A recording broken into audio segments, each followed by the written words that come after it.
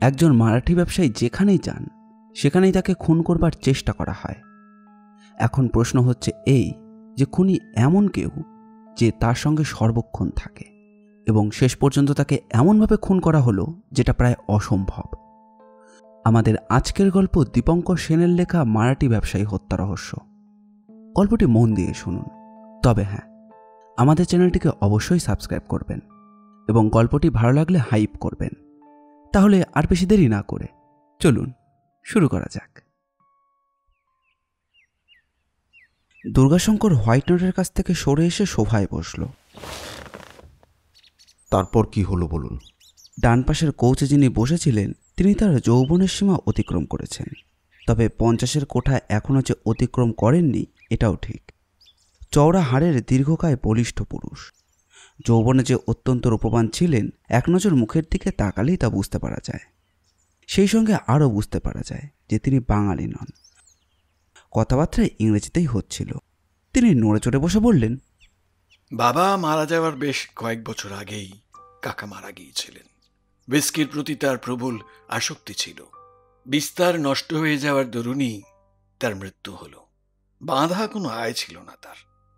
কাঁচামালে দালালি করতেন, সপরিবারেই থাকতেন আমাদের সংসারেই। চার্চ গেটের কাছাকাছি বাবার একটা ছোট লোহার তৈরি জিনিসপত্রের দোকান ছিল। সেই দোকানের আয় থেকে আমাদের কোনো রকমে চলে যেত। কাকা মারা যাওয়ার পর কাকিমা আর আমাদের কাছে থাকলেন না। ছেলে মনীষকে নিয়ে বাপের বাড়ি চলে গেলেন। মনীষ আমার চেয়ে বছর 2 ছোট ছিল। তারপর বছর কয়েক কেটে গেল। বাবার আর্থিক উন্নতি মোটেই হয়নি, কিন্তু দ্বিতীয় মহাযুদ্ধ বেঁধে যাওয়ার পরই তার ভাগ্য খুলে গেল। চড়া দামে লোহা সাপ্লাই করে যুদ্ধের বছরে কয়েক লক্ষ টাকা রোজগার করলেন। আমরা বড় লোক হয়ে গেলাম। আপনার সেই খুড়তুতো ভাইয়ের কি কল মিস্টার রাও? প্রভাত রাও নিজের মুখের ওপর রুমাল পুড়িয়ে নিলেন। তারপর বললেন, সেই কথাতেই এবার আসছি। কাকিমার বাপের বাড়ি লোকেরা থাকতেন কাটনিতে। যুদ্ধ শেষ হয়ে যাওয়ার পর কাকিমা ও মনীষকে ফিরিয়ে আনার জন্য বাবা নিজেই গেলেন কাটনি। আর্থিক অবস্থা যখন ভালো হয়ে গেছে তখন ওদের দারিদ্র্যের মধ্যে থাকতে দেওয়া কেন? কিন্তু ওকে নিরাশ হয়ে ফিরতে হলো, কারণ ওই পরিবার কাটনি ছেড়ে কোথায় চলে গেছে কেউ বলতে পারল না। তারপর দীর্ঘ 25টা বছর কেটে গেছে। বাবা মা বহুদিন হলো গত হয়েছেন। আমি বাড়ির কর্তা। বেশ নির্বিবাদেই দিন কেটে যাচ্ছিল। মাসখানেক আগে হঠাৎ এই চিঠিখানা পেলাম। পকেট থেকে স্ট্যাম্প মারায় একটা খাম বার করে রাও দুর্গাশঙ্করের দিকে এগিয়ে ধরলেন। দুর্গাশঙ্কর খামের মধ্যে থাকা চিঠিখানা বার করে চোখের সামনে মেলে ধরল, কিন্তু পড়তে পারল না। মারাঠি ভাষায় লেখা। আপনিই পড়ে শোনান। রাও চিঠিখানা ফিরিয়ে নিয়ে ইংরেজিতে তর্জমা করে পড়লেন। রাও, আমি মারা গেছি এই ধারণা নিয়েই তুমি আছো, কিন্তু দুঃখের সঙ্গে জানাতে হচ্ছে মনীষ রাও মরেনি, সুস্থ সবল অবস্থায় বেঁচে আছে এবং অর্ধেক সম্পত্তি পাওয়ার জন্যে শীঘ্রই সে উপস্থিত হচ্ছে। তুমি ভুলে গেলেও আমি ভুলিনি যে স্থাবর অস্থাবর বিপুল বৈভব তুমি একা ভোগ করছো, তার অর্ধেক দাবিদার আমি। আমার দাবি উপেক্ষা করলে ফল ভালো হবে না। বাঁকা পথে কিভাবে কাজ উদ্ধার করতে হয় তাও আমি জানি মনীষ। বুঝতেই পারছেন, মনীষের এই ঔদ্ধত্যে আমি স্তম্ভিত হয়ে গিয়েছিলাম। বাবার অর্জিত সম্পত্তিতে তার অধিকার থাকার কোনো প্রশ্নই ওঠে না। দুর্গাশঙ্কর পাইপ ধরিয়ে ধোয়া ছাড়তে ছাড়তে বলল, আপনি কি করলেন? স্ত্রীকে চিঠিখানা দেখালাম। আর তো কিছু করার ছিল না। 3-4 পরে সে আমাকে ফোন করলো। আমি তাকে তক্ষুনি বাড়ি চলে আসতে বললাম। এই সঙ্গে আরো বললাম কোনো ব্যবসা করার জন্য 1050 টাকা আমি দেব। হাজারক বংশের ছেলে, সে কিন্তু আমার কথা শুনে অকথ্য ভাষায় গালাগালি করলো। তার অর্ধেক সম্পত্তি চাই। আমি ফোন ছেড়ে দিলাম। এরপর দিন কয়েক বিনা ঝামেলায় কাটলো। সেদিন সন্ধ্যায় সান অ্যান্ড সানডেতে ডিনার করতে গিয়েছিলাম সস্ত্রী। হোটেল থেকে বেরুবার মুখেই মনীষের সঙ্গে দেখা। সে আমাদের পথ আটকাল। জায়গাটা বেশ নির্জন। আমার স্ত্রী ভয় পেয়ে গেলেন। সে আবল তাবল অনেক কিছু বলে গেল। আমি তাকে বললাম, বাড়িতে এসেও ভালোভাবে কথা হবে। সে বললে বাঘের গুহায় ঢুকতে মোটেই রাজি নয়। 15 দিনের মধ্যে যদি আইনসঙ্গতভাবে অর্ধেক সম্পত্তি তার নামে না করে দেওয়া হয় তবে সে আমার মাথা রিভলভারের গুলি দিয়ে ফুটো করে দেবে। আমার আর ব্যাপারটা ভালো লাগলো না। ঝটকা দিয়ে তাকে সরিয়ে গাড়িতে গিয়ে উঠলাম। রাও একটু দম নিয়ে আবার আরম্ভ করলেন। মনীষ কিন্তু নিয়মিত নানা উৎপাত চালিয়ে যেতে শুরু করলো। আমি পুলিশে খবর দিলাম। পুলিশ আমাকে এই ঝামেলার হাত থেকে উদ্ধার করতে পারল না। খুবই অস্বস্তির মধ্যে দিন কাটছিল। ব্যবসার কাজে কলকাতা এসেছি গত সোমবার, ইন্টারন্যাশনালে উঠেছি। গত রাত্রে যে ঘটনা ঘটে গেছে তাতে মানে আমার ভয় পেয়ে যাওয়াটাই স্বাভাবিক। বলতে পারেন একটুর জন্য প্রাণে বেঁচে গেছি। অনেক রাত্রে ঘুম ভেঙে গেল কিসের একটা শব্দে। ঘরে নাইট ল্যাম্প জ্বলছিল। ঝাপসা আলোতে মনীষকে চিনতে পারলাম। সে কিভাবে যে ভেতরে এলো ভগবানই জানে। মনীষ দুপা এগিয়ে এলো। হঠাৎ একটা হালকা ঝলকানি দেখলাম। চাপার শব্দ হলো, বুঝলাম সে গুলি চালিয়েছে। ভাগ্যক্রমে গুলি গায়ে লাগলো না। আমি কিন্তু মরার মতো পড়ে রইলাম। মনীষ আমাকে মৃত মনে করেই বোধহয় তাড়াতাড়ি ঘর থেকে বেরিয়ে গেল। কিভাবে যে বাকি রাতটুকু কাটিয়েছি তা আপনাকে আমি বোঝাতে পারবো না। সকাল হতেই এখানে চলে এসেছি। মনীষের হাত থেকে আপনি আমাকে বাঁচান দয়া করে। পালবাজারকে ইনফর্ম করেছেন? না, পুলিশকে জানানো মানে নানা রকম ঝামেলায় জড়িয়ে পড়া। সময় মতো বম্বে ফেরা তাহলে আমার পক্ষে মুশকিল হয়ে পড়ত। আমি কিন্তু ঠিক বুঝতে পারছি না যে আপনাকে ঠিক কিভাবে সাহায্য করব। মনীষকে আপনি খুঁজে বার করুন। টাকার জন্য একদম চিন্তা করবেন, একদম না। যা খরচ লাগে আমি দেব। এ তো রীতিমতো বুনো হাঁসের পেছনে ছোটা। হ্যাঁ, মানে আমার অনুরোধ আপনাকে এটা রাখতেই হবে মিস্টার ব্যানার্জি। বুঝতেই পাচ্ছেন ওকে আইনের প্যাচে না ফেলতে পারলে ও কিন্তু আমাকে মেরে ফেলবে। হ্যাঁ, একদম মেরে ফেলবে। আমাকে একটু ভাববার সময় দিন। তা আপনি কবে বোম্বে ফিরছেন? কাল দুপুরের ফ্লাইটে। আপনার সম্মতি পেলে তাড়াতাড়ি আমি টিকিটের ব্যবস্থা করে রাখতে পারি। বেশ, আজ রাত 10টার মধ্যেই আপনি আমার কাছ থেকে ফোন পাবেন। প্রভাতবাবু কিঞ্চিত বিমর্ষভাবেই বিদায় নিলেন। সুরেন্দ্র এতক্ষণ কথা বলেনি। ঘরের অন্য প্রান্তে বসে পত্রিকার পাতা উল্টাতে থাকলেও দুজনের কথা শুনছিল। এবার ও বলল, রাও সাহেব কিন্তু বিলক্ষণ ঘাবড়ে গেছেন। শেষ পর্যন্ত তাকে তুমি নিরাশ করবে নাকি? কিছু ঘটে যাবার পর আমার কাজ আরম্ভ হয়। এখনও তো তেমন কিছু ঘটেনি। তাছাড়া ঘটেনি কীরকম? ভদ্রলোক তো খুন হতে হতে বেঁচে গেলেন। তা বটে, বম্বে আমি কখনো যাইনি। হাতে এখন কোনো কাজকর্মও নেই। ঘুরে আসা যেতেই পারে, কি বলো? নিশ্চয়ই, রথ দেখার কলা বেচা দুই হবে, বেড়ানো এবং রোজগার। দুর্গাশঙ্কর মৃদু হেসে পাইপ ধরাতে লাগলো।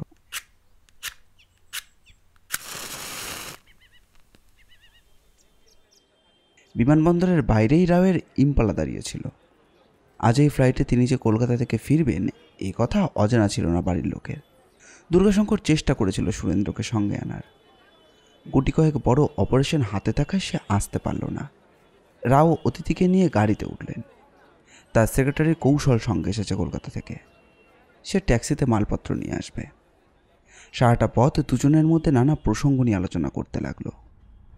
রাও কটক গ্রিনে থাকেন। এই অঞ্চলটিকে শহরতলিতেই বলাই ঠিক। বেশ নির্জন এবং ছিমছাম। বহুক্ষণ পরে পেল গ্রিন রঙের ইম্পালা বিরাট একটা কম্পাউন্ডের মধ্যে প্রবেশ করল। সযত্নে বাগানের ওপরেই আধুনিক হস্তশিল্পে উজ্জ্বল নিদর্শন স্বরূপ দাঁড়িয়ে রয়েছে বাড়িখানা। দুর্গাশঙ্কর অনুভব করল, বৈভব আর রুচিবোধের এমন সমাবেশ সর্বক্ষেত্রে চোখে পড়ে না। গাড়ি থেকে নেমে অতিথিকে সঙ্গে নিয়ে পার্লারে এলেন গৃহকর্তা। শ্রীমতী রাও ওখানেই ছিলেন, নিখুঁত সুন্দরী মহিলা।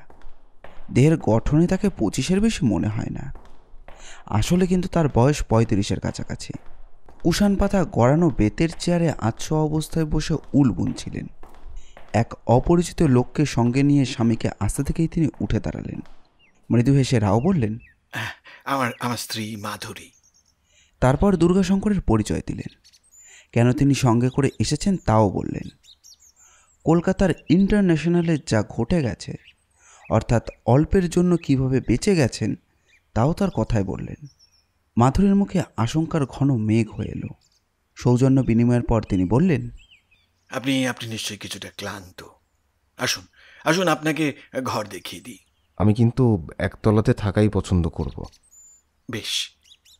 একটা ঘরে প্রবেশ করল। ঘরখানি সুসজ্জিত এবং বাথরুম সংযুক্ত। নিয়মিত ভাবাবেগের প্রয়োজন পড়ে না, তবুও বেশ পরিচ্ছন্নতা লক্ষণীয়। সুইচ বোর্ডের দিকে আঙুল তুলে মাধুরী বললেন, কোনো কিছুর প্রয়োজন হলেই লাল রঙের পুদারটা চাপ দেবেন, চাকর আসবে। ঘর থেকে বেরিয়ে যাওয়ার পরেই দুর্গাশঙ্কর সুটকেসটা রেখে দিল। কৌশল এইমাত্র এয়ারপোর্ট থেকে ফিরল সেটা বোঝাই যাচ্ছে। দুর্গাশঙ্কর জামাকাপড় বদলে বিছানায় গা এলিয়ে দিল। এখন ওর কাজ হলো অন্ধকারে ঢিল ছুটতে ছুটতে এগিয়ে যাওয়া। নানা চিন্তা ওর মনে আসা যাওয়া করতে লাগলো। দুর্গাশঙ্কর পাইপ ধরিয়ে ভুরু কুচকে জানালার বাইরে তাকিয়ে রইল। আজ বিকেলেই থানা ইনচার্জের সঙ্গে দেখা করে আসবে। স্থানীয় পুলিশ স্টেশনেই মনীষের ব্যাপারটা জানিয়ে রেখেছিলেন রাও। বিকেল হতে আর বেশি বাকি নেই। আধ ঘন্টার মধ্যেই খাওয়া দাওয়ার পাট চুকে গেল। ডাইনিং হলে যেতে হয়নি ওকে, ঘরে বেয়ারাই খাবার এনেছিল। এখন ঠিক 6:45। বোম্বেতে সন্ধে হতে বেশ দেরি হয়। ঘর থেকে বেরিয়ে টানা বারান্দা অতিক্রম করার মুখেই কৌশলের সঙ্গে দেখা হয়ে যায় দুর্গাশঙ্করের। করিতকর্মায় এবং চটপটে ছোকরা। সে বলল, এখন ওপরে স্পার বিশ্রাম করছে, তার কাছে খবর পাঠাবো? প্রয়োজন নেই, এখন বেরোচ্ছি। গাড়ি বার করতে বলি? না, দূরে কোথাও যাচ্ছি না, কাছাকাছিই থাকবো। মাত্র বছর 8 মাধুরীকে বিয়ে করেছেন প্রভাত রাও। ভাগ্নাই বোধহয় উত্তরাধিকারী। এ পর্যন্ত দেখা হলো না। এ সমস্ত ভাবতে ভাবতে প্রান্তের যেই ছোট্ট গেটটা ছিল সেদিকে এগুলো ও। গেট পেরিয়ে রাস্তায় পা দিতেই ওকে থামতে হলো। একটা ট্যাক্সি দাঁড়িয়ে রয়েছে। ট্যাক্সির মধ্যে বসে একটি মেয়ের সঙ্গে বাইরে দাঁড়িয়ে 27-28 বছরের যুবক কথা বলছে। যুবক স্বাস্থ্যবান এবং সুরূপ। দুর্গাশঙ্করকে দেখে সে ভুরু কোচকাল। দুর্গাশঙ্কর সপ্রতিভ ভঙ্গিতে বলল, থানাটা কোন দিকে বলতে পারেন? আমি মিস্টার রাওয়াতের সঙ্গে কলকাতা থেকে এখানে এসেছি। ও, আপনি মিস্টার ব্যানার্জি? মামা ফোন করে আপনার কথা আমাকে বলেছেন। নমস্কার, আমি অরিন্দম। বুঝতে পেরেছি, তার ভাগ্নে। আপনি থানায় যেতে চাইছেন তো? মীরা, তুমি মিস্টার ব্যানার্জিকে একটু নামিয়ে দিয়ে যাও তো। ট্যাক্সিতে বসে দুর্গাশঙ্কর বলল, ধন্যবাদ মিস্টার অরিন্দম, ফিরে এসে আপনার সঙ্গে কথা বলার ইচ্ছে রইল। বেশ তো। ট্যাক্সি গতি নিল। ওখান থেকে মাত্র 10 মিনিটের পথ। মীরাকে বেশ ভালোভাবেই দেখে নিয়েছে দুর্গাশঙ্কর। বেশ মিষ্টি চেহারার মেয়ে। তাকে ধন্যবাদ জানিয়ে ট্যাক্সি থেকে নামল। ভাগ্যাক্রমে থানার ইনচার্জকে পাওয়া গেল অফিস ঘরে। বেশ সৌম্যদর্শন চেহারার ভদ্রলোক। দুর্গাশঙ্করের খ্যাতির সম্পর্কে তিনি ওয়াকিবহাল নয় বলেই মনে হলো, তবে অসৌজন্যতা প্রকাশ করলেন না। দুর্গাশঙ্কর কোনো কাজের দায়িত্ব নিয়ে এখানে এসেছেন এবং রাওকে কলকাতায় হত্যা করার চেষ্টা করা হয়েছিল একথা বলে মনীষ সম্পর্কে কোনো তথ্য সংগ্রহ করা তাদের পক্ষে সম্ভব হয়েছে কিনা সেটা জানতে চাইল। ইন্সপেক্টর ইতস্তত করতে লাগলেন। একজন অপরিচিতের সঙ্গে ও বিষয়ে আলোচনা করা চলে কিনা তাই বোধহয় তিনি ভেবে দেখছিলেন। তার মনের ভাব বুঝতে পেরে দুর্গাশঙ্কর বলল, আপনার মনে হেজিটেশন আসাটা স্বাভাবিকই। আপনি মিস্টার রাওকে আমার সম্পর্কে ফোন করে দেখতে পারেন। প্রয়োজন দেখা দিলে আপনি আপনাদের হেডকোয়ার্টার থেকে সমস্ত রকমের অনুমতি আনানোর ব্যবস্থা করবেন। ইন্সপেক্টর একটু লজ্জিত হলেন, বললেন, রাও সাহেব যখন ব্যাপারটাকে বিশেষভাবে গুরুত্ব দিচ্ছেন, তখন তার মতো ধনী লোকের শান আমাদের দেখতে হবে। মনীষ সম্পর্কে খোঁজখবর নেওয়া হয়েছে, কিন্তু তাকে পাওয়া যায়নি। সে কোথায় থাকতো জানতে পেরেছেন? বছর 10 আগে পর্যন্ত সে কাটনিতে ছিল। মা মারা যাওয়ার পর আমেদাবাদে যায়। সেখানে একটা কাপড়ের কলে চাকরি করছিল। বছর 2 হয়েছে তার চাকরিটাও চলে গেছে।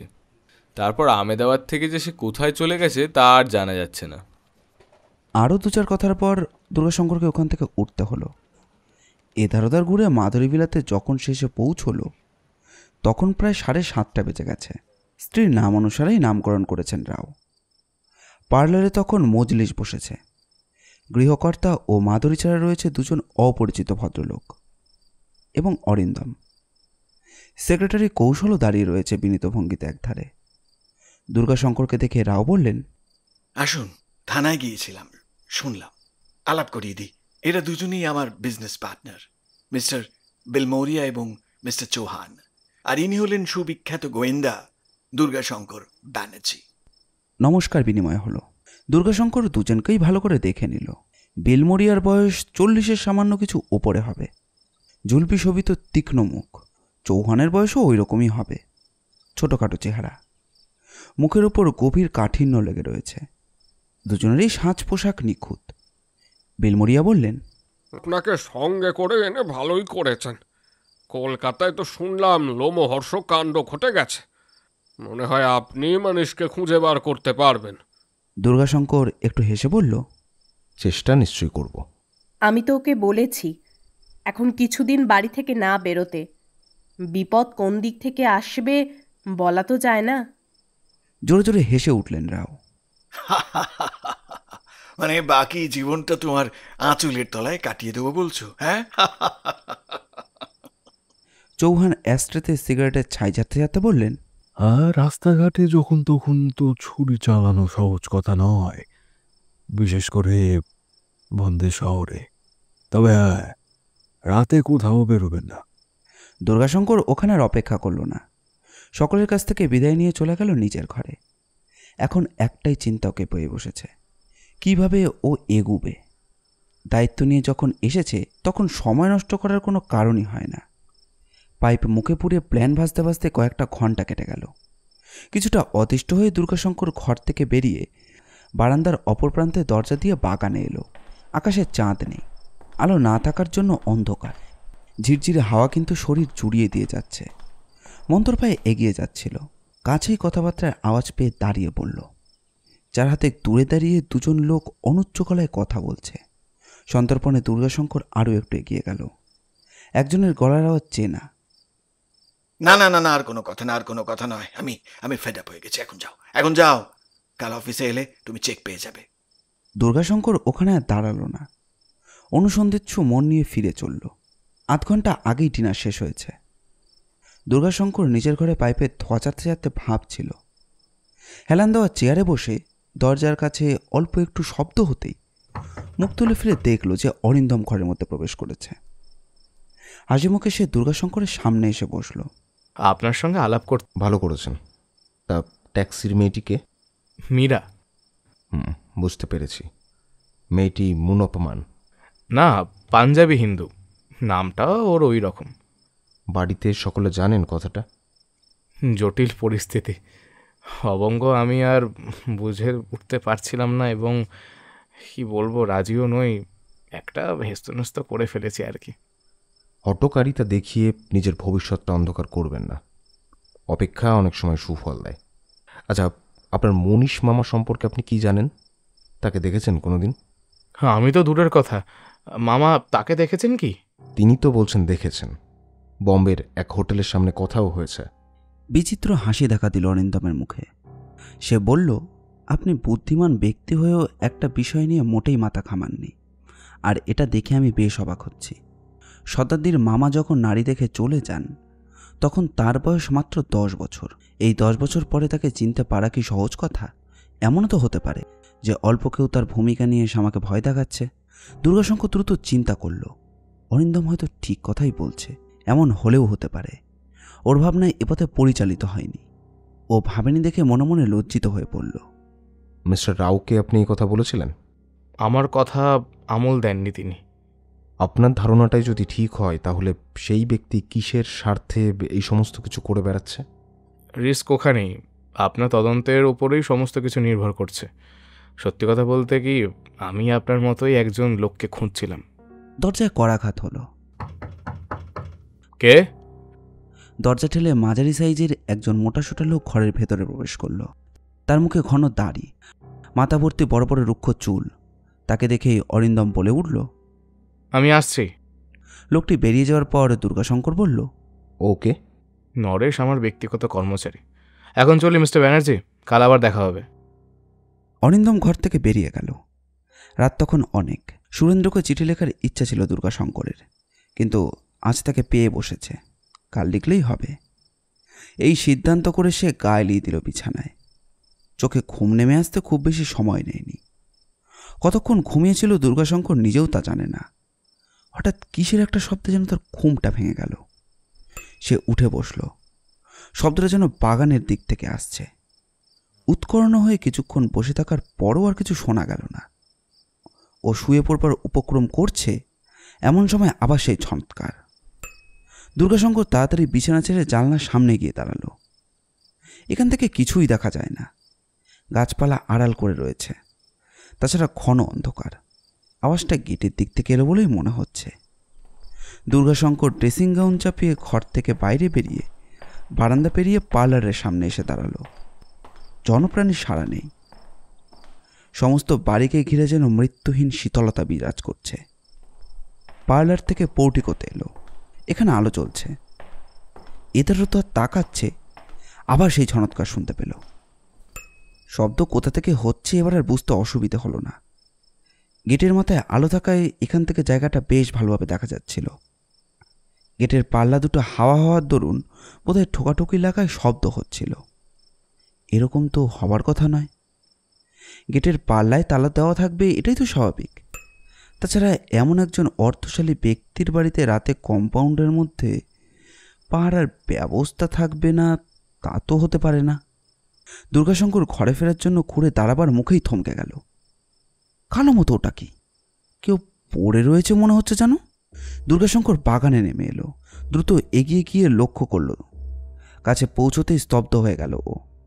হুমড়ি খেয়ে পড়ে আছেন মিস্টার রাও।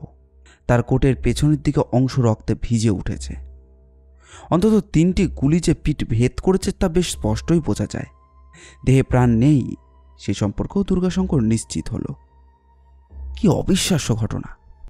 এই হৃদয় বিদারক দৃশ্যকে সামনে রেখে দাঁড়িয়ে থাকা তখন অর্থহীন। দুর্গাশঙ্কর নিজের কর্তব্য সম্পর্কে সচেতন হল। প্রায় দৌড়ে ফিরে এলো পার্লারে। বাড়ির সকলকে জাগিয়ে তোলা দরকার। এ বাড়িতে কিছুই জানে না, কে কোথায় শুয়ে আছে ভগবান জানে। ঠিক এই সময় দুর্গাশঙ্করের দৃষ্টি পড়ল সিঁড়ির দিকে। অতি সন্তর্পণে অরিন্দম উপরে উঠে চলেছে। সে ওকে দেখতে পায়নি। শুনছেন? ঝটিতে অরিন্দম ফিরে দাঁড়ালো, তারপর দ্রুত নেমে এলো। এ কি, আপনি কোথা থেকে ফিরছেন? না মানে সাজ পোশাক দেখে তো মনে হচ্ছে না যে আপনি বিছানা থেকে উঠে এসেছেন। বিশেষ কাজে বের হতে চেয়েছিল, কিন্তু আপনি এত রাত্রে। আপনি তাহলে কিছুই দেখেননি। বাড়ির সকলকে আগে তুলুন, তারপর থানায় একটা ফোন করুন। আপনার মামা খুন হয়ে গেটের সামনে পড়ে আছেন। দুর্গাশঙ্কর আবার দুর্ঘটনাস্থলের দিকে এগুলো। মাথার মধ্যে চিন্তা ক্রমে উত্তাল হয়ে উঠেছে। সংবাদটি হজম করতে বেশ কিছু সময় লেগে গেল অরিন্দমের। তারপর সে ছুটল দুর্গাশঙ্করের পিছু পিছু। খবর পেয়ে থানার ইনচার্জ সদল বলে চলে এলেন। একজন গণ্যমান্য ব্যক্তির এরকম মর্মভেদী মৃত্যু এ অঞ্চলে এই প্রথম। তিনি বেশ ঘাবড়ে গিয়েছেন। বিভিন্ন দিক থেকে মৃতদেহের ছবি নেওয়া হলো। কড়া লাইটের ব্যবস্থা করে দুর্ঘটনাস্থলের চারপাশে অনুসন্ধান চালানো হলো, কিন্তু কোনো তথ্যই পাওয়া গেল না। পার্লারে মুজ্জমানের মতো বসে আছে অরিন্দম। সোফায় একপাশে দাঁড়িয়ে রয়েছে কৌশল। খবর পেয়ে বিলমরিয়া আর চৌহান এসে পড়েছেন। পরিচিতদের মধ্যে রয়েছে আরও কয়েকজন। সকলেরই অসম্ভব ম্রিয়মাণ। মাধুরী এখানে নেই। মৃত স্বামীকে দেখে তিনি জ্ঞান হারিয়েছিলেন। ধরাধরি করে ওকে ঘরে গিয়ে শুইয়ে দেওয়া হয়েছে। এমন সময় হেডকোয়ার্টার থেকে কয়েকজন হোমিসাইড স্কোয়াডের ব্যক্তি এসে উপস্থিত হলেন। এত বড় দায়িত্ব নিজের কাঁধে রাখা ঠিক হবে না বিবেচনা করেই স্থানীয় থানা থেকে খবর পাঠানো হয়েছিল হেডকোয়ার্টারে। ওদের মধ্যে থেকে ইন্সপেক্টর পট্টবর্ধন সকলের জবানবন্দি নিলেন। উল্লেখযোগ্য কারোর কাছ থেকে কোনো তথ্য সংগ্রহ করা গেল না। শুধু মাধুরী জানিয়েছেন যে 10:30টার সময় রাও কার যেন ফোন পেয়েছিলেন। তারপর তিনি পোশাক বদলে নিচে নামার আগে হীরাকে বলেছিলেন যে একবার বেরুতে হতে পারে, বেরুলে ঘণ্টাখানেকের মধ্যেই ফিরবেন। ইতিমধ্যে দুর্গাশঙ্করের পরিচয় প্রকাশ পেয়েছে। ও কেন এসেছে সে কথাও জেনেছেন হেডকোয়ার্টারের কর্তা ব্যক্তিরা। দেখা গেল দুর্গাশঙ্করের খ্যাতি তাদের কাছে অজানা নয়। পট্টবর্ধন বললেন, আপনি কিছু আন্দাজ করতে পারছেন মিস্টার ব্যানার্জি? কে খুন করেছে বা খুনের মোটিভটা কি তা এই মুহূর্তে অবশ্য বুঝে ওঠা খুবই কষ্টকর। অনুসন্ধান আরম্ভ করার একটা সূত্র তো আমাদের কাছে রয়েছেই। কি বলুন তো? দুর্গাশঙ্কর পাইপে মিক্সচার ভরতে ভরতে বলল, আচ্ছা, কম্পাউন্ডারের মধ্যে পাহারার ব্যবস্থা নেই কেন? স্বাভাবিক কারণেই এই ব্যবস্থা আশা করা যায়। দ্বিতীয়ত, গভীর রাত্রে গেটে তালা দেওয়া ছিল না কেন? শীতে বেরিয়েছিলেন, তখনই হয়তো গেট খোলা হয়েছিল। স্বাভাবিক, কিন্তু যাবার সময় কে তাকে গেট খুলে দিয়েছিল? যদি ধরে নেওয়া যায় যে সে নিজেই বাইরে থেকে তালা লাগিয়ে চলে গিয়েছিল এবং ফিরে এসে তালা খুলে ভেতরে ঢুকেছে, তাহলেও তো প্রশ্নটা থেকে যাচ্ছে, সেই তালা ও চাবি গেল কোথায়? ইন্সপেক্টর প্রভাকর বললেন, বাড়ির লোকেদের এ সম্পর্কে প্রশ্ন করা হলে হয়তো আলোর সন্ধান পাওয়া যেতেও পারে। কৌশলকেই প্রথম প্রশ্ন করা হলো। সে বলল, উজাগার সিং নামে একজন উত্তরপ্রদেশের লোক গত 8 বছর ধরে নাইট গার্ডের কাজ করছে, অত্যন্ত বিশ্বাসী। অরিন্দম বলল, দুর্গাশঙ্করের ঘর থেকে বেরোবার পরই ওই উজাগারের সঙ্গে তার দেখা হয়েছিল, তখন তাকে বিশেষ বিচলিত দেখাচ্ছিল। সে কাতরভাবে বলল, অনুমতি পেলে সে এক্ষুনি ভাণ্ডাপে দেশওয়ালিদের আড্ডায় যেতে পারে, কারণ গ্রাম থেকে একজন লোক খুব খারাপ খবর নিয়ে এসেছে। রাজনাথ তাকে ছুটি দিয়ে দেয়। সে গেট বন্ধ করার ব্যবস্থা করে বাড়ির প্রধান চাকর নাথর জিম্মায় রেখে দেয়। নাথকে তক্ষুনি ডাকা হলো। ভীত স্বতন্ত্র নাথ যা জানালো তার সারমর্ম অনেকটা এই রকম। ছোট সাহেব তাকে গেটের চাবি দিয়েছিলেন, সে চাবি এখন তার কাছে আছে। বড় সাহেব বা আর কেউ গেট খোলার জন্য তার কাছে চাবি চাননি। ওই তালার ডুপ্লিকেট চাবি ছিল কি না তাও সে বলতে পারে না। আরও অনুসন্ধান করে জানা গেল যে ডুপ্লিকেট চাবি ছিল। কিছুদিন আগে মিস্টার রাওয়ের কাছ থেকেই হারিয়ে যায়, তারপর আর করানো হয়নি। ইতিমধ্যে অরিন্দম জানিয়েছে পুলিশ যাই করুক, তবে তার পক্ষে দুর্গাশঙ্কর তদন্ত চালাবে। পুলিশ পক্ষ এতে খুশিই হলেন বলা চলে। মৃতদেহ যখন পোস্টমর্টমে পাঠানো হলো তখন ভোর হয়ে আসছে। এই সময় আবার উজগার সিংয়ের সন্ধান পাওয়া গেল। ভাণ্ডাপে দেশওয়ালিদের আড্ডায় নয়, রাওয়ের বাড়ির শখানেক গজ দূরেই হাত পা বাঁধা অবস্থায় তাকে পড়ে থাকতে দেখা গিয়েছে। মাথা ফেটে গিয়েছিল, রক্ত চুলের উপর জমাট বেঁধে রয়েছে। তখনও তার আচ্ছন্নতার ভাব কাটেনি। ডাক্তারের সাহায্যে কিছুক্ষণের মধ্যেই উজগারকে চাঙ্গা করে তোলা হলো। এই অবস্থায় কিভাবে পড়ল সে সম্পর্কে প্রশ্ন করা হলে সে যা বলল তা অনেকটা এইরকম। ছোট সাহেবের কাছ থেকে ছুটি নিয়ে ভারত থেকে যে লোক খবর নিয়ে এসেছিল তার সঙ্গে বেরিয়ে পড়ে। একমাত্র ছেলের কিছু একটা হয়েছে এই ধারণাতেই তখন তার মন বসে গিয়েছিল। অপরিচিত সংবাদদাতার আড্ডায় যেতে তাই সে দ্বিধা করেনি। পার্কের কাছে আরও 3 জন লোক দাঁড়িয়েছিল। কাছাকাছি যেতেই ওই লোকগুলো তার উপর আক্রমণ চালায়। তারপর মাথায় প্রচণ্ড আঘাতে সেই জ্ঞান হারিয়ে ফেলে। আক্রমণকারীরা কেউই তার পরিচিত নয়। আরও কিছুক্ষণ পরে পুলিশ দল বিদায় নিল। অবশ্য সঙ্গে নিয়ে গেল উজাগার সিংকে। যাওয়ার আগে জানিয়ে দেওয়া হয় পুলিশের অনুমতি না পেলে কেউই বম্বের বাইরে যেন পা না বাড়ায়। চৌহান, বিলমরিয়া আর যে কজন এসেছিলেন তারাও ফিরে গেলেন। পার্লারে তখন মুখোমুখি বসে রইল দুর্গাশঙ্কর আর অরিন্দম। নরেশ দূরে দাঁড়িয়ে আছে অন্যমনস্কভাবে। দুর্গাশঙ্কর পাইপ ধরিয়ে নিয়ে বলল, তদন্তভার তো আমার ওপরেই দিলেন, কিন্তু মন খুলে সাহায্য করবেন কি? নিশ্চয়ই। অত রাত্রে কোথায় গিয়েছিলেন তা তো আমার জানাটা দরকার। নরেশ আমাকে প্রচণ্ড এক স্বর দিয়েছিল। মামাকে নাকি চৌহান ব্ল্যাকমেল করছে। বাগানে ঝোপের আড়ালে ওই ধরনের কথা সে গত রাতে শুনতে পেয়েছে এবং দেখেছে দুজনকে। মামার সম্পর্কে আমি উদ্বিগ্ন ছিলাম। কিছুদিন থেকে নরেশকে লাগিয়ে রেখেছিলাম তার পিছনে। ব্ল্যাকমেলের সংবাদ পেয়ে স্থির করলাম এই সম্পর্কে চৌহানের সঙ্গে দেখা করবে এবং আজ রাত্রেই আপনার ঘর থেকে বেরোবার কিছুক্ষণ পরেই আমি চৌহানের কাছে গিয়ে উপস্থিত হলাম, কিন্তু তিনি কিছুই স্বীকার করলেন না। তখন বাধ্য হয়ে ফিরে আসতে হলো। আপনি ফিরেছেন রাত 2:30-এর কাছাকাছি। মিস্টার চৌহানের বাড়িতে কি এত সময় লেগেছিল? না, আপনাকে বলা হয়নি। বাড়ি থেকে বেরোবার আগে আমি মীরার ফোন পেয়েছিলাম। সে মরিয়া হয়ে আমার কথা প্রকাশ করে ফেলেছিল। ওর বাবা আজই আমার সঙ্গে দেখা করতে চান, এই কথাই ফোনে জানিয়েছিল। চৌহানের বাড়ি থেকে বেরিয়ে মীরাদের বাড়ি গিয়েছিলাম। কি কথা হলো আপনাদের? উনি এক বিচিত্র প্রস্তাব দিলেন। বললেন আমাদের বিয়েতে তার আপত্তি নেই, তবে মামার সঙ্গে এক বাড়িতে থাকা চলবে না। মীরাকে নিয়ে আলাদাভাবে সংসার পাততে হবে। আমি অবাক হয়ে এর কারণ জানতে চাইলাম। তিনি বললেন মামার চরিত্র নাকি এত জঘন্য যে তার মেয়েও বাড়িতে গিয়ে বাস করুক তা তিনি কখনোই অনুমোদন করবেন না। তাই আমি আর অপেক্ষা করিনি, রাগ করে চলে এসেছিলাম। মিস মীরার বাবার সঙ্গে তাহলে মিস্টার রাওয়ের চেনা জানা ছিল? তা বেশ মনেই হলো। আচ্ছা, আপনাদের কটা গাড়ি? দুটো, একটা মামার একটা আমার। আপনার বোধহয় ড্রাইভারের প্রয়োজন পড়ে না। আচ্ছা, আপনার মামার ড্রাইভার কি এখানে থাকে নাকি ডিউটি সেরে বাড়িতে চলে যায়? এখানেই থাকে। মামা কখন যে কোথায় বেরোবে তার তো কোনো ঠিক থাকে না। আর কথা নয়, এবার আপনি বিশ্রাম করুন গিয়ে, আমিও নিজের ঘরে যাই। কথা শেষ করেই দুর্গাশঙ্কর চেয়ার ছেড়ে উঠে পড়ল। বেলা 9টার সময় মাধুরী ড্রয়িং রুমে এলেন। বিলমরিয়া ও চৌহান রয়েছে। মাধুরীর সুন্দর মুখখানা এখন থমথমে, বোধহয় এখনও সামলে উঠতে পারেননি। সেখানে তখন অরিন্দম। পার্টনারকে বেশ উদ্বিগ্ন চোখে প্রাথমিক ধাক্কাটা চৌহান দ্রুত গলায় বললেন, এ সময় আপনাকে বিরক্ত করা আমাদের মোটেই ঠিক হচ্ছে না, তবে বলুন।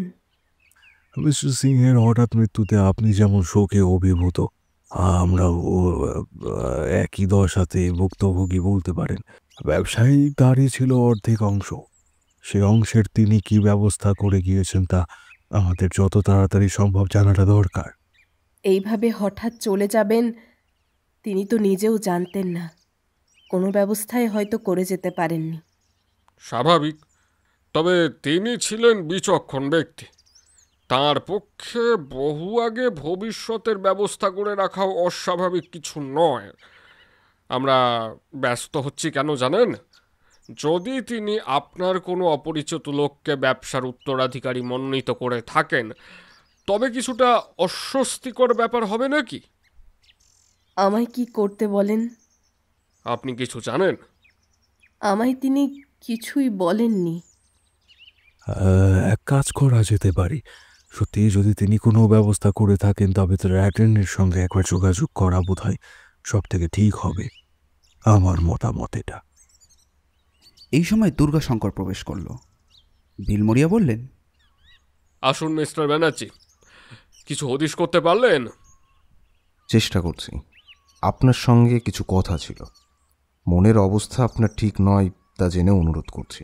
যদি না না, আপনারা উঠবেন না, এমনই কিছু গোপনীয় কথা নয়। মৃত ব্যক্তি সম্পর্কে গুটি কয়েক প্রশ্ন করব মাত্র। চৌহান ও বিলমরিয়া উঠে দাঁড়িয়েছিলেন, আবার বসে পড়লেন। আপনার স্বামীর গতবারের অ্যাক্টিভিটি সম্পর্কে কিছু বলুন। বলার মতো বিশেষ কিছুই নেই। খাওয়া দাওয়ার পর আমার সঙ্গে কিছুক্ষণ থাকার পর তিনি উপরে চলে গিয়েছিলেন। তারপর নিজের ঘরে চলে যান। দুটো ঘর পাশাপাশি, মাঝের দরজাটা খোলাই থাকে। কিছুক্ষণ পর ফোনে কার সঙ্গে কথা বলে ফিরে আসেন আমার ঘরে। তখন তিনি বাইরে যাবার পোশাকে সজ্জিত ছিলেন। উনি যখন ফোন করেছিলেন তখন কোনো টুকরো কথা আপনার কানে আসেনি? না, রিংয়ের আওয়াজ শুনে বুঝতে পেরেছিলাম ফোন এসেছে। তারপর কি হলো? এসে বললেন এক্ষুনি বিশেষ প্রয়োজনে তিনি বেরুবেন। আমি ভীতভাবে বললাম, এত রাতে বেরোনো ঠিক হবে না, মনীষ আবার ঝামেলা করতে পারে। তিনি বললেন, প্রয়োজন অত্যন্ত গুরুতর, যেতেই হবে, ভয়ের কিছু নেই, সঙ্গে লোক থাকবে। তারপরে তিনি বেরিয়ে যান। গাড়ি না নিয়েই বেরোচ্ছেন, এতে আপনি অবাক হননি? তিনি গাড়ি ছাড়া এক পা হাঁটতেন না। গেটের একটা চাবি তো তার কাছে থাকতো, আপনি জানতেন কি?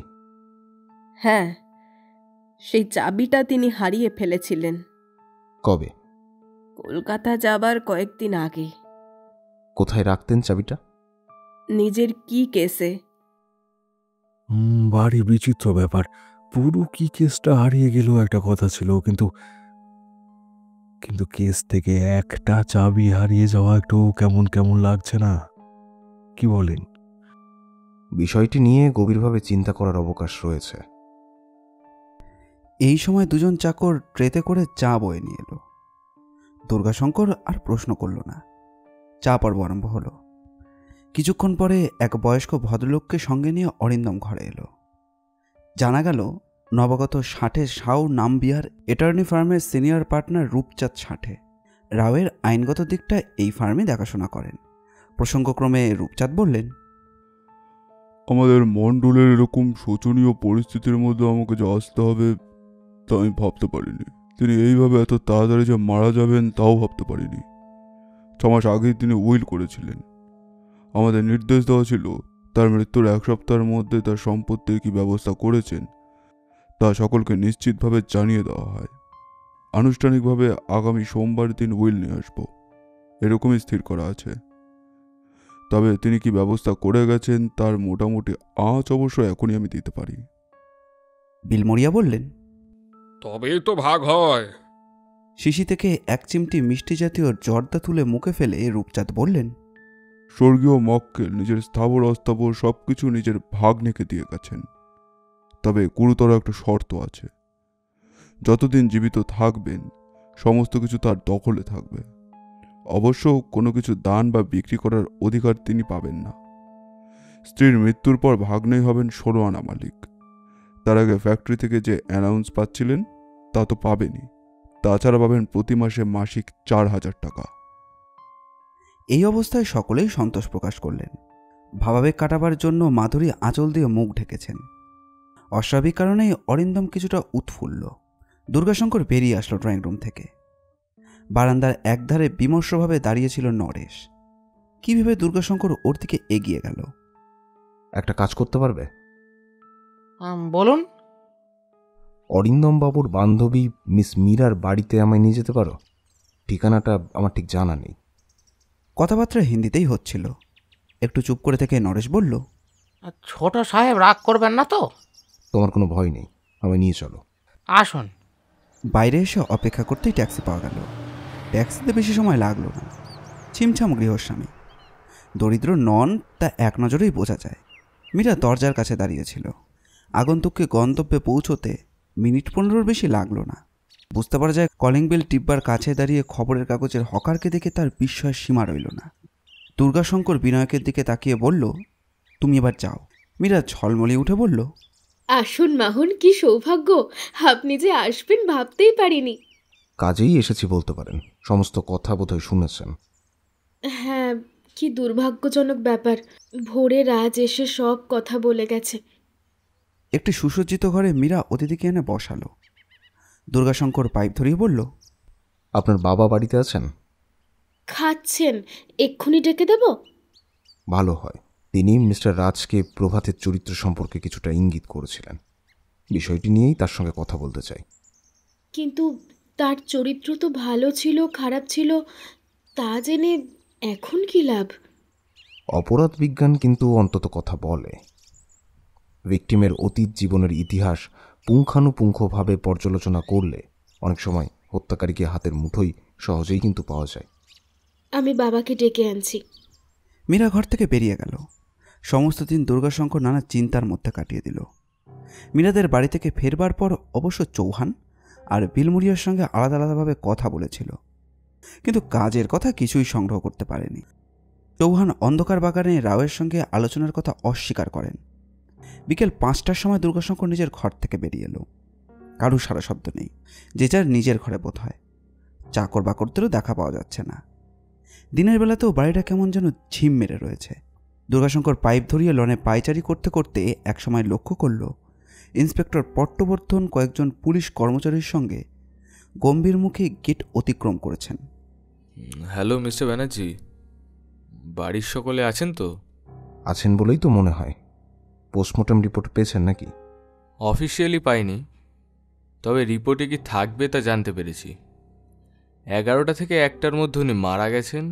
বুলেট পিঠের দিক থেকে তেছড়াভাবে গিয়ে লাংসে আটকেছে। অনুমান করা হচ্ছে মাত্র কয়েক হাত পেছনে ছিল। আপনি এই সময় সদল বলে ব্যাপার কি? পট্টবর্ধন নিজের সঙ্গীদের নিয়ে এগিয়ে গেলেন। দুর্গাশঙ্কর লনেই রয়ে গেল। কয়েক মিনিট পরেই ঝিমমারা বাড়িটা যেন জেগে উঠল। পুলিশ নিচের কাজ আরম্ভ করতে শুরু করেছে, সেটা বেশ বুঝতে পারা যায়। দুর্গাশঙ্কর এবার লন পেরিয়ে বাড়ির ডান ধারে মোড় নিতেই লক্ষ্য করল অরিন্দম আর নরেশ দ্রুত পায়ে ছোট গেটের দিকে এগিয়ে যাচ্ছে। দুজনেরই কেমন যেন সচকিত ভাব। দাঁড়ান, কোথায় যাচ্ছেন? নাইয়ে একটু এধারে। হাতে ওটা কিসের প্যাকেট দেখি? দেখে কিছু বুঝতে পারবেন না। মারাঠা ভাষায় লেখা পড়ে আপনাকে সমস্ত বলবো। অরিন্দম নিজেকে অনেকটা সামলে নিয়েছে। আমি বুঝতে না পারলেও পুলিশ কিন্তু বুঝতে পারবে। প্যাকেটের মধ্যেকার কাগজপত্র চোখের আড়াল করবার জন্যই আপনারা ব্যস্ত হয়ে পড়ছেন। পরে নয়, এখনই আমায় সব বলুন, ভুলে যাবেন না। আপনিই আমায় তদন্তে নিযুক্ত করেছেন। একজন সাব ইন্সপেক্টরকে ওদের দিকে আসতে দেখা গেল। চটিতে অরিন্দম প্যাকেটটা দুর্গাশঙ্করের হাতে চালান করে দিল। ড্রেসিং গাউনের পকেটের ফাঁকটা বড়, তার মধ্যে প্যাকেটটা চালিয়ে দিতে দুর্গাশঙ্কর 1 সেকেন্ডও সময় নিল না। দুর্গাশঙ্কর ইন্সপেক্টরের সঙ্গে বাড়ির মধ্যে প্রবেশ করল। পট্টবর্ধন পার্লারেই বসেছিলেন। তাকে কিছুটা বিমর্ষই দেখাচ্ছিল, অর্থাৎ তল্লাশি চালিয়ে কাজে লাগিয়ে এমন কিছু পায়নি সে। আপনি নিশ্চয়ই কিছুটা এগিয়েছেন। আমাদের তো পণ্ডশ্রুমি সার হলো, তন্ন তন্ন করে খুঁজেও তো কিছুই পাওয়া গেল না। কেন্দ্রবিন্দু ছুঁতে চলেছি এ কথাটা বলবো না, তবে কাজ অনেকটা এগিয়েছে। আমি স্থির নিশ্চিত যে রাও বাড়ি থেকে বেরোবার জন্যই প্রস্তুত হয়েছিলেন ঠিকই, তবে গেট পেরোতে পারেননি। তার আগেই খুন হয়েছিলেন। আপনার এই ধারণার কারণ? রাও মোটর ছাড়া এক পাও কোথাও যেতেন না, ড্রাইভার বাড়িতেই থাকে। তবুও তিনি তাকে গাড়ি বার করতে বলেননি। তাকে যে ফোন করেছিল সে বোধহয় কাউকে কিছু না জানিয়েই চলে আসতে বলে। গেটের সামনে গাড়ি নিয়ে তার অপেক্ষা করার কথা ছিল। এখানে আমাদের মনে রাখতে হবে রাও প্রাণের আশঙ্কা করেছিলেন। তবুও যখন তিনি বাড়ি থেকে বেরোবার জন্য প্রস্তুত হলেন, তখন বুঝতে হবে ফোনে এমন কিছু একটা হয়েছিল যা শুনে তিনি চুপ থাকতে পারেননি। এবং যে ফোন করেছিল সে তার বিশ্বাসভাজন। গেটের চাবি হারিয়ে গিয়েছিল, কিন্তু গেটে দারোয়ান আছে, কাজেই গেটের বাইরে পা দিতে অসুবিধা হবে না। এই ধারণা নিয়েই তিনি বাগানে পা দিলেন। কিন্তু কায়দা করে আগে থেকেই দারোয়ানকে সরিয়ে নেওয়া হয়েছিল। এতেই সূচিত হচ্ছে কিছু গভীর ষড়যন্ত্র হয়েছিল।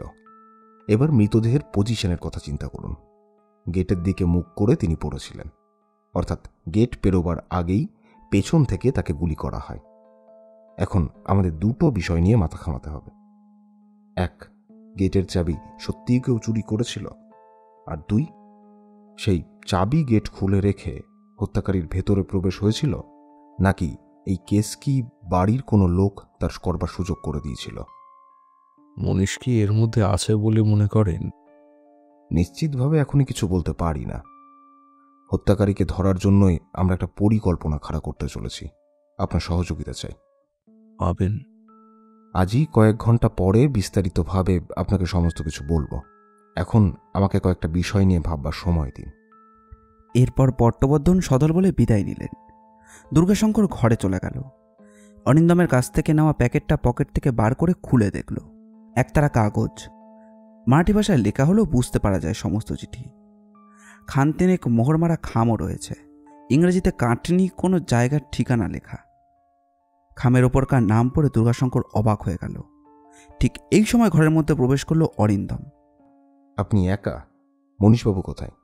নামেন। যাকে আপনি নরেশ সাজিয়ে রেখেছেন তার কথাটাই বলছি। খামের ওপরকার নামটা পড়েই আন্দাজ করেছি। এবার ব্যাপারটা খুলে বলুন তো। অরিন্দম সামনে আঙুল তুলে দেখালো। একটু চুপ করে থেকে অরিন্দম যা বলল তা একটা এইরকম। চিঠিগুলো অনেক পুরনো। যে সময় মামার অবস্থা তেমন ভালো ছিল না, সেই সময় তিনি মনীষ মামার মাকে লিখেছিলেন। ঘটনাটা আপনাকে খুলেই বলি। আমেদাবাদে কাপড়ের কল থেকে চাকরি পাবার পর বেকার মনীষ মামা এখানে এলেন, কিন্তু দাদার কাছে যেতে সাহস পেলেন না। দেখা করলেন আমার সঙ্গে। এই চিঠিগুলো দেখিয়ে প্রমাণ করলেন যে তিনি প্রকৃতই মনীষ রাও। আমি তাকে কাজ দিলাম এবং স্থির করলাম সময় বুঝে তার পরিচয় মামার কাছে প্রকাশ করে দেব। কিন্তু ইতিমধ্যে এই সমস্ত নাটকীয় ব্যাপার ঘটতে আরম্ভ করল। আমি আর মনীষ মামা তো একেবারে হতবাক। অবশ্য পরে বুঝতে অসুবিধা হলো না। কেউ একজন কোনো বিশেষ উদ্দেশ্য সিদ্ধির জন্য মনীষের ভূমিকা নিয়ে মামাকে ভয় দেখাচ্ছে। লোকটা কে? আমরা তলায় তলায় খোঁজ নিতে লাগলাম। কলকাতায় মামা একটুর জন্য প্রাণে বেঁচে গেছেন এটা জানবার পরই স্থির করা হলো যা হবার হবে। মনীষ মামা তার কাছে নিজের পরিচয় প্রকাশ করবেন, কিন্তু সেই সুযোগ আর পাওয়া গেল না। তিনি খুন হলেন। এই চিঠিগুলো থেকে মনীষ রাওয়ের আসল পরিচয় প্রকাশ পেলে পুলিশ গ্রেপ্তার করবে, এইভাবেই বোধহয় এগুলোকে বাইরে চালান দেবার চেষ্টা করছিলেন। হ্যাঁ সূচক মাথা নাড়ল। দুর্গাশঙ্কর বেশ কিছুক্ষণ চুপ করে বসে থাকার পর বলল, একটা আইডিয়া মাথায় এসেছে। মনে হয় এতেই কাজ হবে। আপনার মনীষ মামাকে একবার ডেকে আনুন তো। 9টা বাজার কয়েক মিনিট পরে অরিন্দম দুর্গাশঙ্করকে নিয়ে ড্রয়িং রুমে এলো। এক গ্লাস দুধ হাতে নিয়ে মাধুরী বসেছিলেন ওখানে। রাও মারা যাওয়ার পর তিনি ভালোভাবে খাওয়া দাওয়াই করছেন না। খাবার পরিবেশিত হলো। মাধুরী নরম গলায় বললেন, মিস্টার ব্যানার্জি, আপনার কাজ কিছু এগিয়েছে? ভালোভাবেই এগোচ্ছে, মনে হয় সফলও হব। আচ্ছা, একটা কথা জিজ্ঞাসা করছি। বলুন। কৌশলকে আপনার কেমন মনে হয়? আমার স্বামী তোর প্রশংসাই করতেন, তবে পরচিত্ত তো সকলের কাছেই অন্ধকার। তা বটে। আপনার স্বামী কি কেসের নাগাল পাবার সম্ভাবনা কি কৌশলের ছিল? উনি চাবির তোড়াটা ব্রিফকেসের মধ্যে রাখতেন। ব্রিফকেসটা কৌশলী বয়ে বেড়াতো। তার পক্ষে... বুঝতে পেরেছি। তার পক্ষে ব্রিফকেসের মধ্যে থেকে কিছু বের করে নেওয়াটা জলের মতোই সোজা ছিল। মাধুরী কিছু একটা বলতে চাচ্ছিলেন, কিন্তু আর বলা হলো না। বেয়ারা এসে জানালো যে ছোট সাহেবের ফোন এসেছে। অরিন্দম বার কয়েক প্লেটের দিকে তাকিয়ে মাধুরীর দিকে তাকালো।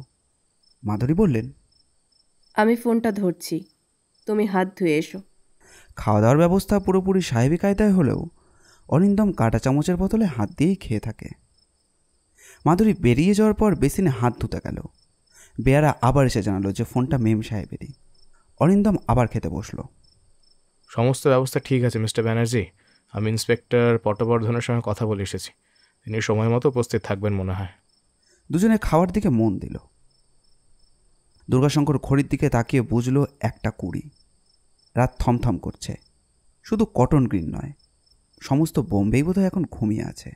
দারোয়ানকে পুলিশ এখনও ছেড়ে দেয়নি, কাজে আজও গেটে পাহারা নেই। তবে নতুন একটা তালা দিয়ে গেট বন্ধ করা আছে। গেটের হাত 10 বাঁ ধারে যে মর্নিং মেরির কুঞ্জ রয়েছে, তারই মধ্যে ঘণ্টা 2 ওপর দুর্গাশঙ্কর অপেক্ষা করছে। ভরসার কথা মশা নেই, নইলে এতক্ষণ এখানে অপেক্ষা করা অত্যন্ত কষ্ট হয়ে উঠত। আরও আধ ঘণ্টাখানেক কেটে গেল। আজ আবার গেটের ওপরকার আলোটা জ্বালা নেই। পাইপ ধরাতে না পারার অসুবিধাটুকুও রয়েছে।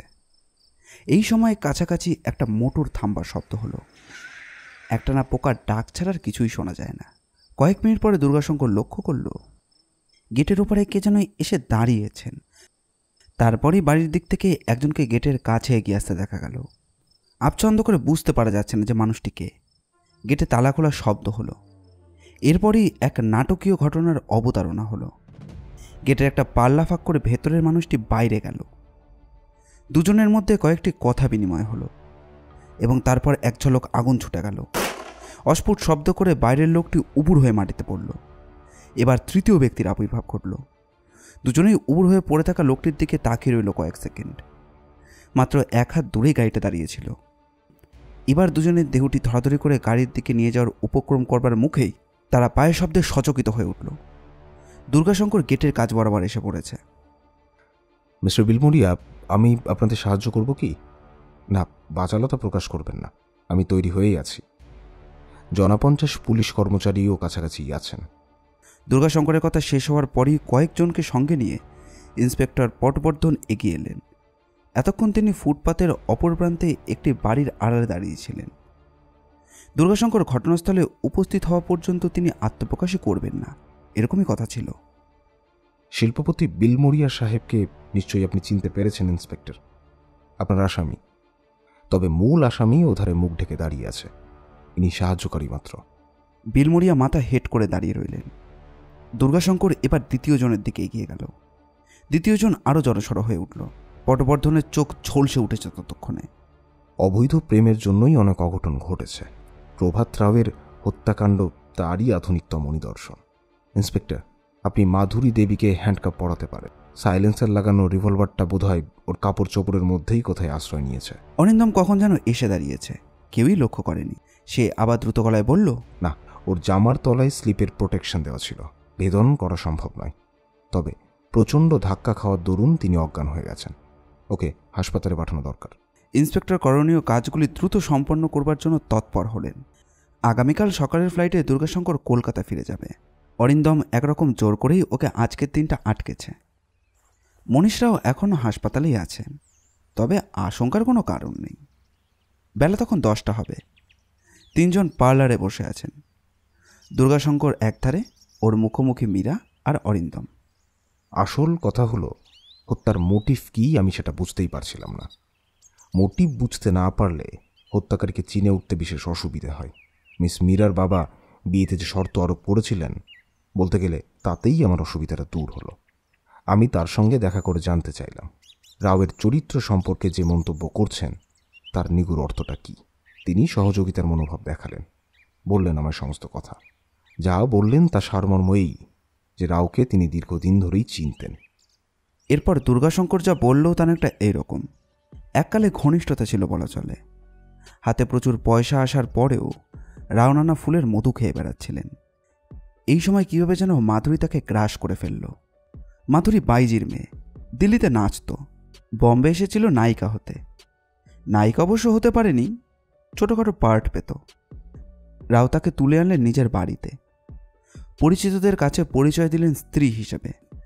এ সমস্ত অরিন্দমবাবুর এ বাড়িতে আসার বছর দুয়েক আগের ঘটনা। মাধুরী সম্পর্কে এরপর আমার মন ছায়াচ্ছন্ন হয়ে উঠল। তবে কি সেই রক্তে হাত রাঙিয়েছে? আমি আগেই বুঝতে পেরেছিলাম।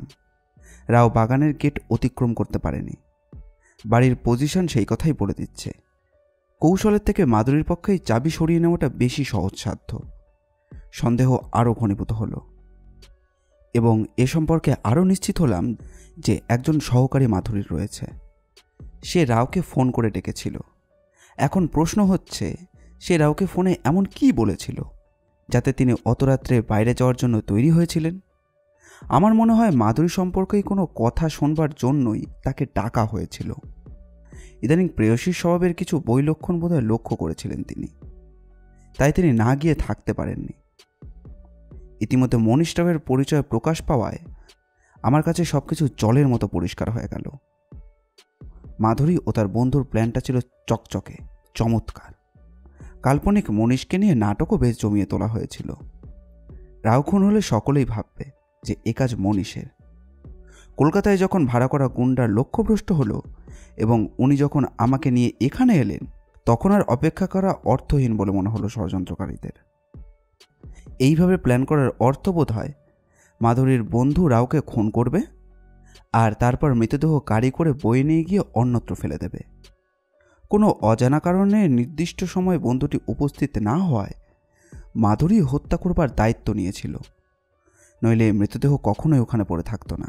মীরা প্রশ্ন করল, মাধুরী কি আগের থেকে রিভলভার সংগ্রহ করে রেখেছিল? বলুন। নিশ্চয়ই পরিস্থিতি কীরকম দাঁড়াবে সেটা বলা যায় না। টাকা খরচ করলে বাঁকা পথ দিয়ে রিভলভার সংগ্রহ করাটা তো কিছুই নয়। এরপর দুর্গাশঙ্কর যা বলল তা একটা এইরকম। সমস্ত বুঝতে পারলেও হাতে কোনো প্রমাণ ছিল না, তাই টোপ ফেলার ব্যবস্থা করলাম। তখন অবশ্য জানি না যে মাধুরী রাওকে মন থেকে ছেড়ে ফেলে লীলা খেলা আরম্ভ করেছিল কার সঙ্গে, চৌহান নাকি বিলমরিয়া। মনীষবাবুকে আচ্ছা করে তালিম দিলাম। তিনি যথাসময়ে ফোন করে মাধুরীকে জানালেন তিনিই হলেন মনীষ রাও। তার নামে দিনের পর দিন যে ধাপ্পা চালানো হচ্ছে তা তিনি জানতে পেরে গেছেন এবং তার দাদার হত্যাকারী কে সেটাও তার অজানা নয়। মাধুরী দাদার বিবাহিত, স্ত্রী না হয় সম্পত্তির মালিক যে হতে পারে না একথা তাকে প্রকাশ করে দিতে হবে। মাধুরী প্রমাদ কুণ্ড, যে অর্থের জন্য এত কাণ্ড শেষ পর্যন্ত এই বুঝি ফেসে যায়। এইভাবে সে মনীষের সঙ্গে একান্তে দেখা করতে চাইল রাত্রে এবং নিজেদের মধ্যে ভালো মতো একটা রফা করে নেওয়া যাবে এই রকম আশ্বাস দিল তাকে। এরপরই মনীষ বেঁচে থাকার অধিকার হারালেন। ফোনেই বোধহয় মাধুরী বন্ধুকে নির্দিষ্ট একটা সময় উপস্থিত থাকতে বলেছিলেন, আর এদিকে আমিও মনীষবাবুকে পাঠালাম যত সম্ভব সুরক্ষিত করে। তবে মাথা লক্ষ্য করে গুলি চালালে তাকে আর বাঁচানো যেত না, কিন্তু ঝুঁকি না নিয়ে তো আর কোনো উপায় ছিল না। তারপর কি ঘটেছে সবাই তো জানে। অরিন্দম বলল, প্রশংসা করে আপনাকে ছোট করতে চাই না মিস্টার ব্যানার্জি, তবুও বলবো আপনার তুলনা নেই। আগে প্রশংসা করলে ভালোই লাগতো, এখন ভালো লাগে মোটা অঙ্কের চেক পেতে। অবশ্য আপনাদের মতো মহাশয়েরা প্রায়ই আমাকে দিয়ে থাকেন। মীরা আর অরিন্দম মৃদু হাসল। এতক্ষণে পাইপ ধরালো দুর্গাশঙ্কর। আমাদের আজকের গল্পটি ভালো লাগলে অবশ্যই লাইক করবেন, আর কীরকম লাগলো সেটি কমেন্ট করে জানাবেন। আমরা আপনাদের মধ্যে থেকে একটি কমেন্ট পিন করে দেব। এই রকম গোয়েন্দা গল্প আর অ্যাডভেঞ্চার গল্প আমরা প্রায় নিয়ে আসি। আমাদের চ্যানেলটি ঘুরেও আসতে পারেন। আমাদের চ্যানেলটিকে সাবস্ক্রাইব করে আমাদের পাশে থাকবেন। ভিডিওটিকে হাইপ করার জন্য হাইপ বাটনে ক্লিক করবেন। আপনাদের ভালোবাসা একান্ত কাম্য। ধন্যবাদ।